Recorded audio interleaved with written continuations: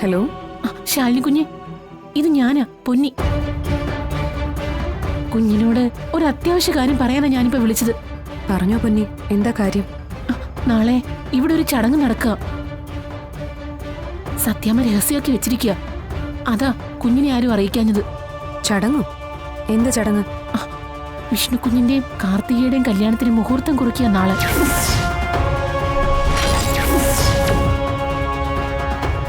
ഏതോ വലിയൊരു ജോത്സ്യരാ വരുന്നത്. കുഞ്ഞിന് വിഷമാവെന്നറിയാം. കുഞ്ഞിനോട് പറഞ്ഞില്ലെങ്കിൽ എനിക്ക് ഉറക്കം വരില്ല. അതുകൊണ്ടാ വൈകിയാണെങ്കിലും വിളിച്ചു പറയാന്ന് വെച്ചത്. ഹലോ ഹലോ ഹലോ കുഞ്ഞ്, കേൾക്കുന്നുണ്ടോ അവിടെ? ഹലോ ഹലോ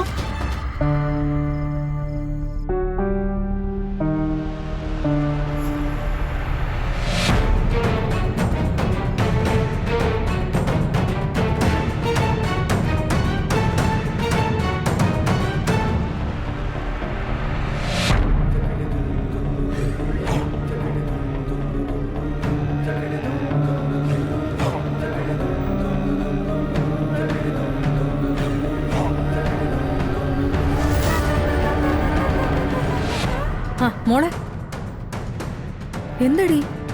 എനിക്ക് പോണം. എടി, എങ്ങോട്ട്? വിഷ്ണുവേട്ടന്റെ വീട്ടിലേക്ക്. ഇപ്പോഴോ? അതെ, ഇപ്പൊ തന്നെ. അമ്മ മോളുടെ അടുത്ത് പോയി കിടക്ക്. ഞാൻ വണ്ടി വിളിച്ചിട്ടുണ്ട്, ഇപ്പൊ വരും. ശാലിനി നിക്ക്. ഇപ്പൊ എന്താ എന്റെ മോളുടെ പ്രശ്നം? എനിക്ക് പോണോ അമ്മേ? നാളെ നേരം വിളിക്കുമ്പോ ഞാൻ വിഷ്ണുവേട്ടന്റെ വീട്ടിലുണ്ടായിരിക്കണം.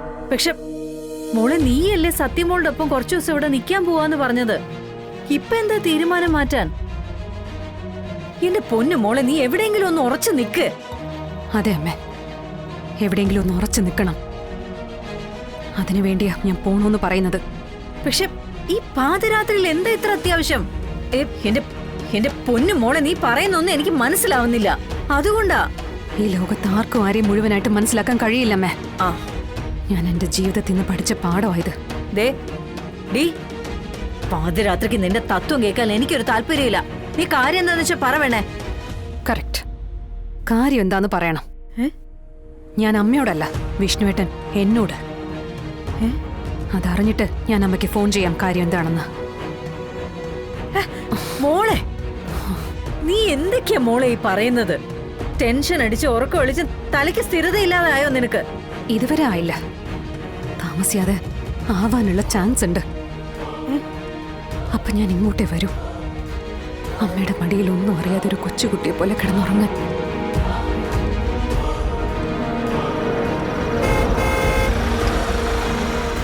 എടി, പക്ഷെ വണ്ടി വന്നു തോന്നുന്നു. മോൾ ഒറ്റയ്ക്ക് കിടക്കാം. അമ്മ അങ്ങോട്ട് ചെല്ല.